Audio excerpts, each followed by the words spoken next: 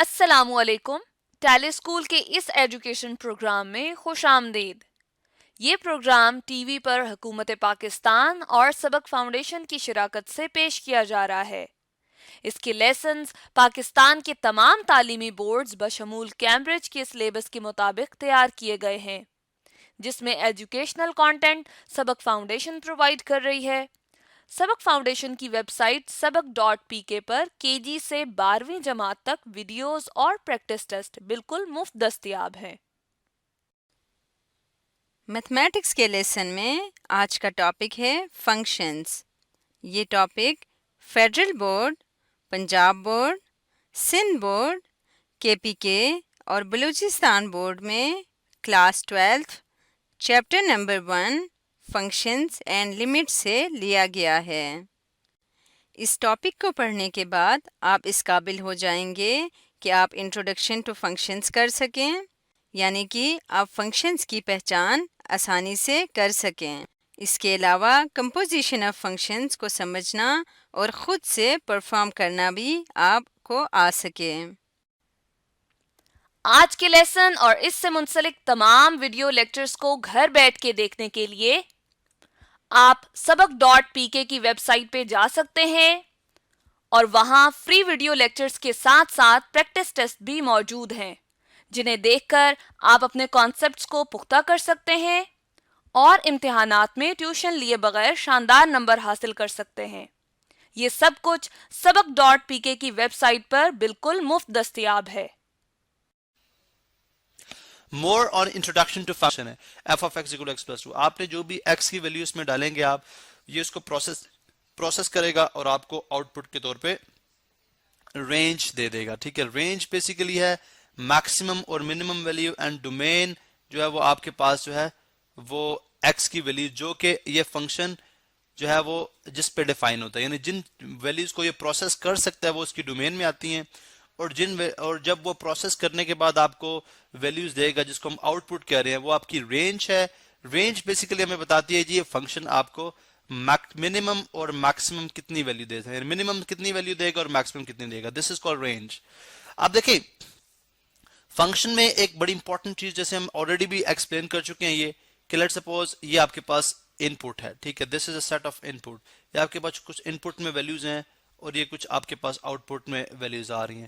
For example late سے دس از x, یہ x ہے اور یہ وائی ہے. ٹھیک ہے، اب اگر ایکس آپ کے پاس ہے x1 x2 x3 اور وائی میں آپ کے پاس 1 2 3. اب فنکشن کیسے ہو سکتا ہے؟ ایک سنگل ان پٹ کے اگینسٹ سنگل آؤٹ پٹ، یعنی x1 جو ہے وہ x1 ڈالتے ہیں آپ کو 2 مل جاتا ہے. ٹھیک ہے، x2 ڈالتے ہیں آپ کو 2 مل جاتا ہے. ٹھیک ہے، x3 ڈالتے ہیں آپ کو 1 مل جاتا ہے. تو یہ ایک کیا بن جائے گا فنکشن، کیونکہ دیکھیں سنگل ان پٹ کے اگینسٹ سنگل آؤٹ پٹ ہے. جب آپ x1 ڈالتے ہیں تو جسٹ 1 ٹائم 2 آتا ہے، x2 ڈالتے ہیں تو جسٹ 1 ٹائم 2 آتا ہے. ٹھیک ہے، x3 ڈالتے ہیں 1 آتا ہے، یا x1 ڈالیں تو x2 ڈالیں ہو سکتا ہے آپ کے پاس 3 آ جائے. سو جب ایک سنگل ان پٹ کے اگینسٹ سنگل آؤٹ پٹ آئے گی تو وہ آپ کے پاس کہلائے گا فنکشن. ٹھیک ہے، یعنی بیسیکلی آپ کی جو ڈومین ہے وہ ریپیٹ نہیں ہوتی، فنکشن میں ڈومین ریپیٹ نہیں ہوگی. ٹھیک ہے، یہ ایک امپورٹنٹ چیز ہے. اور اسی طرح سے ایک سنگل ان پٹ جو ہے وہ آپ سے مور دین 2 آؤٹ پٹس آپ کو نہیں دے گی. اب یہ پریکٹیکلی اگر ہم دیکھیں اس کو سالو کرتے ہیں، فرض کریں ہمارے پاس ایک فنکشن ہے which is f of x is equal to 1 over x. ٹھیک ہے، اب f of x آپ جانتے ہیں کہ f of x is basically y. This is equal to y. تو ہم یہ بیسیکلی یہاں پہ بات کر رہے ہیں y is a function of 1 over x، یعنی y is a function of x actually. ٹھیک ہے، y اور x کی ہم نے میپنگ کرائی ہے، بیکاز یہاں پہ بھی دیکھیں فنکشن میں ہم نے کیا کرائی ہے میپنگ، یعنی ایک x کی ویلیو سے ایک y کی ویلیو لے لی، پھر ایک x کی ویلیو سے ایک y کی ویلیو، ایک x کی ویلیو سے ایک y کی ویلیو. یہاں پہ بھی ہم y اور x کی میپنگ کراتے تو فنکشن بنتا ہے. اب فنکشن کے ساتھ سے y is equal to 1 over x. ٹھیک ہے، اب اس کی ڈومین کیا ہوگی، رینج کیا ہوگی، یعنی کون کون سی ویلیوز یہ لے گا اور ان کو پروسیس کرے گا اور آپ کو دے گا. اب یہ ہر ویلیو نہیں لے سکتا، مطلب بہت سارے فنکشن ایسے ہیں جو کہ تمام ویلیو لے سکتے ہیں، لیکن یہ اسپیسیفک فنکشن کی بات کر رہا ہوں کہ اس میں یہ تمام ویلیوز نہیں لے گا. فار ایگزامپل دیکھیں اگر آپ 1 over 2 رکھتے ہیں ٹھیک ہے ڈیفائن ہو جائے گا، 3 رکھتے ہیں -3 رکھتے ہیں -4 رکھیں، جو بھی رکھیں ڈیفائن ہو جائے گا. لیکن اگر آپ 1 over 0 رکھتے ہیں، اگر آپ 1 over 0 رکھتے ہیں، 1 over 0 از انفینٹی انڈیفائنڈ. ٹھیک ہے، انڈیفائنڈ ہے یہ نمبر، اس کا مطلب ہے آپ اس میں 0 نہیں رکھیں گے، اس کا مطلب آپ اس میں 0 نہیں رکھیں گے. اس کا مطلب ہے ڈومین آف दिस फंक्शन क्या हो जाएगी, R and x is not equal to zero, x is not equal to zero, यानी डोमेन इसकी तमाम रियल नंबर्स होंगे, तमाम रियल नंबर्स इसमें आ जाएंगे, लेकिन एंड का मतलब ये सिंबल है एंड का, हम जो है हमने बोला जी x is not equal to zero, यानी x जीरो नहीं हो सकता। इस फंक्शन में जब भी आप वैल्यूज डालेंगे तो आप x जीरो नहीं डालेंगे, अगर आप x जीरो डालेंगे तो आपको सिंटैक्स एरर, कैलकुलेटर पे आपको सिंटैक्स एरर के तौर पे आपको वो चीज मिल जाएगी, ठीक है। इसी तरह से आपको पता है कि बहुत सारे फंक्शंस हैं, जैसे अगर आप कैलकुलेटर पे अक्सर आप कैलकुलेशंस कर रहे होते हैं, tan एक फंक्शन है, cos एक फंक्शन है, tan फंक्शन है, cos फंक्शन है, sin फंक्शन है, ये तमाम फंक्शंस हैं, ठीक है। आप देखें इन पे बहुत सारी वैल्यूज आप इंसर्ट करते हैं तो आपके पास आंसर में क्या आ जाता है, सिंटैक्स एरर या एरर सिंपल कैलकुलेटर देते हैं, बिकॉज वो वैल्यूज होती हैं जहां पे ये फंक्शन डिफाइन नहीं होते, जहां पे आपको कोई रेंज में कोई वैल्यू नहीं मिलेगी, तो वो वैल्यूज अगर आप डोमेन में से निकाल दें तो बाकी तमाम आपके पास डोमेन है, ठीक है। इसी तरह से रेंज की बात करते हैं तो रेंज डेफिनेटली इसकी, अगर आप इस फंक्शन की रेंज की बात करेंगे, रेंज में इनके मैक्सिमम वैल्यू क्या देगा और मिनिमम वैल्यू आपको क्या देगा।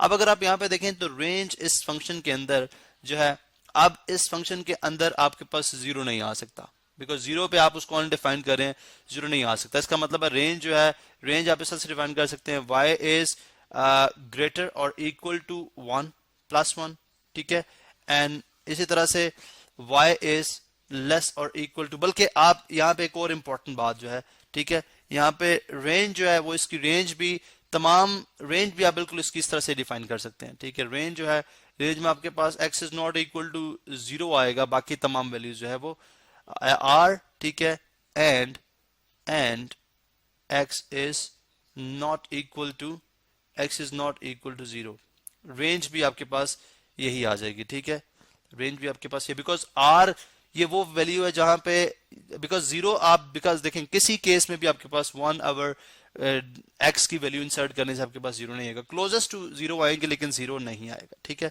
इसी तरह से नेक्स्ट हम देखते हैं, हमने जो है वो एक और इम्पोर्टेंट चीज यहाँ पे, लेट से अगर आपके पास एक फंक्शन है वाई स्क्वेयर माइनस, मतलब एक अलजेब्रिक रिलेशन है, y square is equal minus x is equal to zero. अब हमने बताना है कि क्या ये फंक्शन है या नहीं है। अब इसको टेस्ट करने के लिए कि क्या ये फंक्शन है या नहीं है, हम डेफिनेटली बेसिक जो डेफिनेशन है फंक्शंस की अप्लाई करेंगे, y square is equal to x हो जाएगा, सॉरी यहाँ पे y square is equal to x, इसका मतलब है कि एक्स की को वैल्यू इंसर्ट करें, लेट्स से मैं एक्स की वैल्यू इंसर्ट करता हूँ 4, if x is equal to 4, ठीक है, तो y square is equal to 4 और वाई आ जाएगा आपके पास प्लस माइनस 2, बिकॉज स्क्वेयर है तो आपको तो y की वैल्यू चाहिए, तो जब आप स्क्वेयर रूट 4 करेंगे तो प्लस माइनस 2।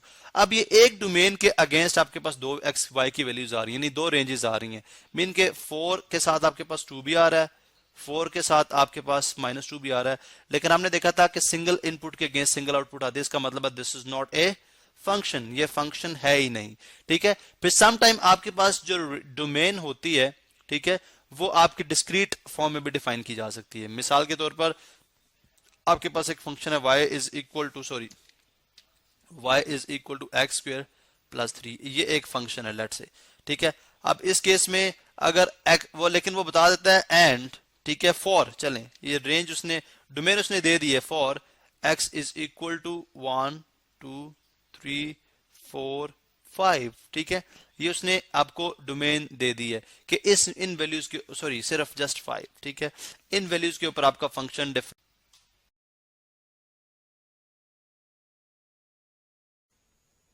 तो आज हम बात करेंगे कंपोजिशन ऑफ ए फंक्शन। अब फंक्शन बेसिकली क्या है, फंक्शन इज एक बेसिकली प्रोसेस है जिसके अंदर आप एक सेट ऑफ इनपुट देते हैं और आपको सेट ऑफ आउटपुट मिल जाती है, ठीक है, यानी हर इनपुट के अगेंस्ट आपको एक आउटपुट मिलेगी, ठीक है।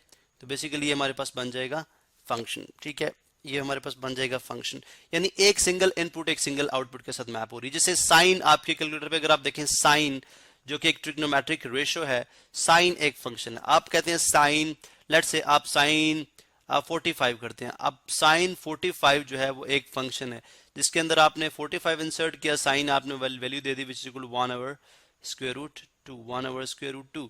इसका मतलब ये हुआ कि आप इसके अंदर इनपुट डालते जाएंगे, साइन 30 साइन 60, तो आपको उसके अकॉर्डिंगली ये साइन जो है वो वैल्यूज देता जाएगा.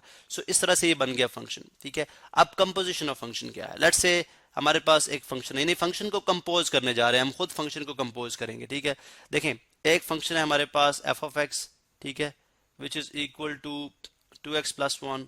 ठीक है, एक फंक्शन है g ऑफ x जो कि बराबर है चलें 4x. ठीक है, 4x के इक्वल. अब हम फाइंड आउट करेंगे, अब हम एक फंक्शन कंपोज करते हैं, let's say f of g of x. f of g of x जो है वो किसके इक्वल होगा. लेट्स से मैंने एक फंक्शन कंपोज किया, अब ये किसके बराबर होगा. देखें हम इसको अंडरस्टैंड करें. सबसे पहली बात कि f ऑफ g ऑफ, ये ब्रैकेट में ऑफ के लिए यूज कर रहा हूं, आप इसको ऐसे भी लिख सकते हैं f ऑफ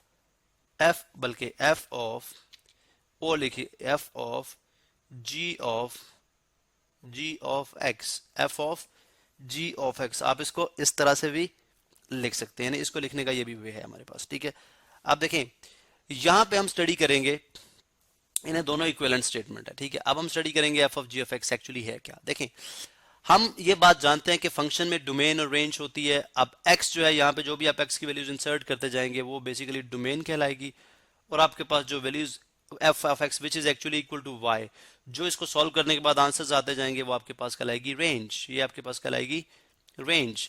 इसी तरह से g ऑफ x डेफिनेटली ये भी एक फंक्शन है, इसमें भी जो x है वो आपके पास डोमेन के तौर पे आ रहा है. और जब g of x complete find out करेंगे, आई मीन कंप्लीट इसकी बात कर रहा हूँ. ठीक है, यहाँ पे भी f ऑफ x कंप्लीट की बात की थी which is equal to y, ये भी डेफिनेटली y के इक्वल होगा, इसकी भी कहलाएगी रेंज.